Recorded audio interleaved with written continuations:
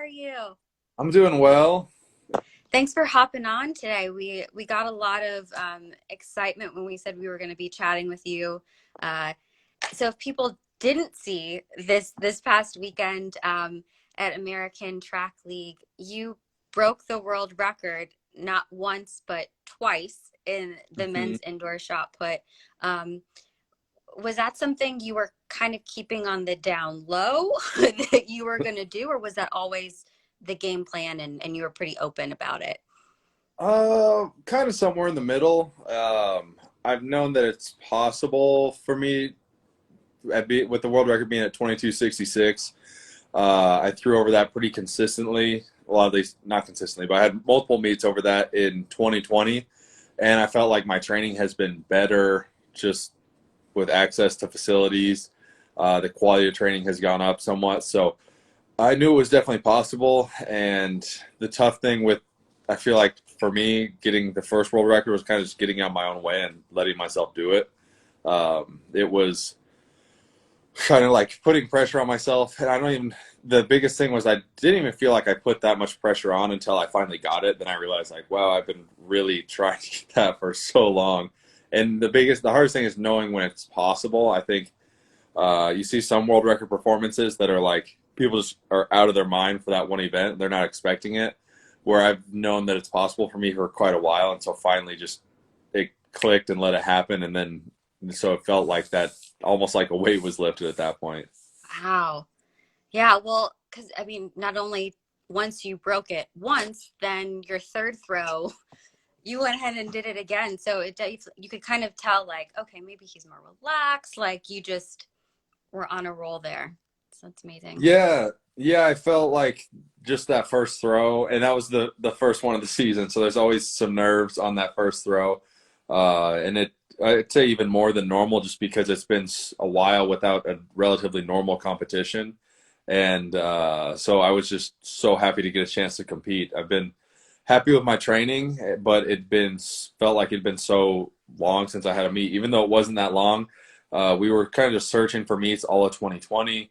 And so it really made me appreciate the opportunities to compete. So to have a chance to throw and not have to travel, just pretty much being at home. I was a 15-minute drive from the house to go compete. So that felt like such an unbelievable opportunity that I didn't want to waste it. That's great. So the men's shot put is an incredibly competitive field. And, you know, it's funny, I'm thinking of 2019, thinking it was last year, but it was the year before.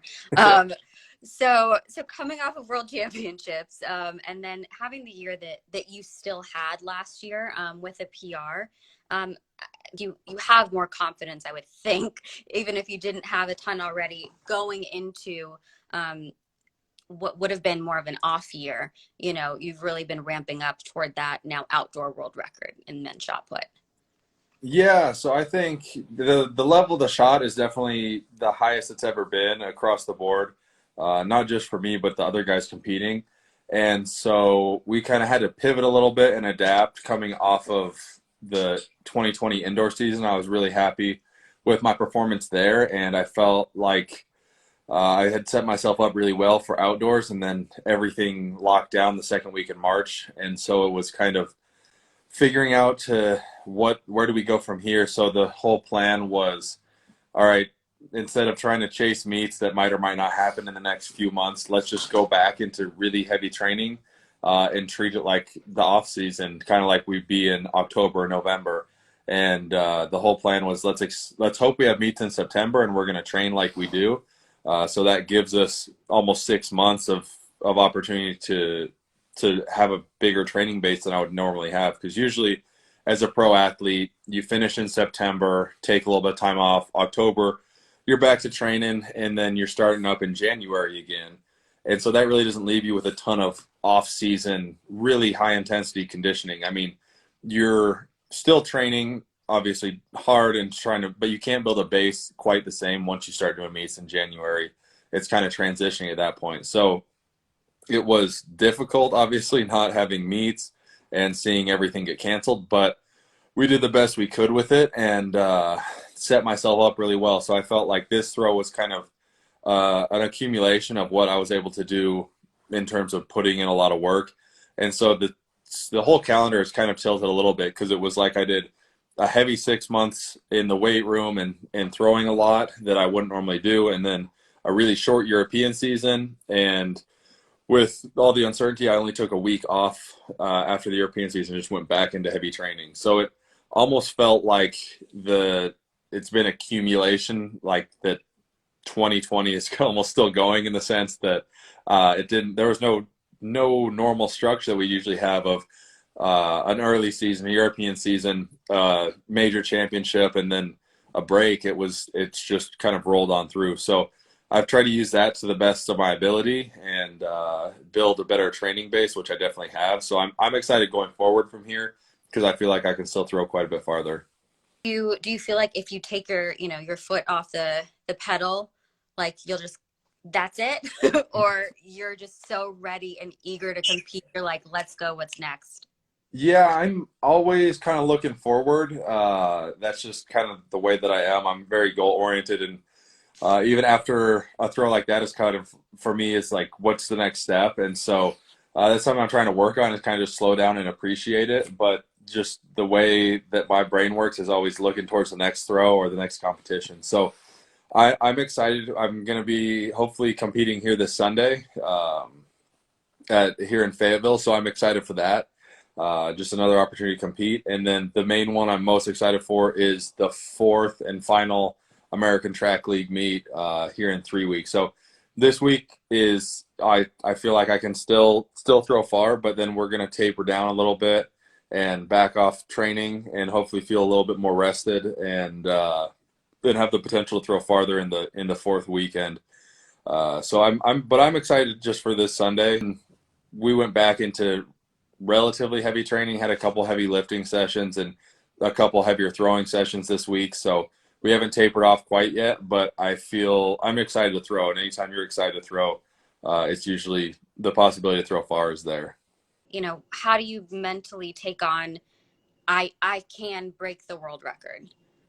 Yeah, so I definitely start with the biggest goal, which would be, say for me, like the outdoor world record is one of the biggest goals I have to get this year, along with the Olympics. But so I start with the biggest goal and then kind of work my way back. I find for me that's the easiest and most effective way. And goals should be a big part of any athlete's kind of belief system, or how they kind of go about where they want to.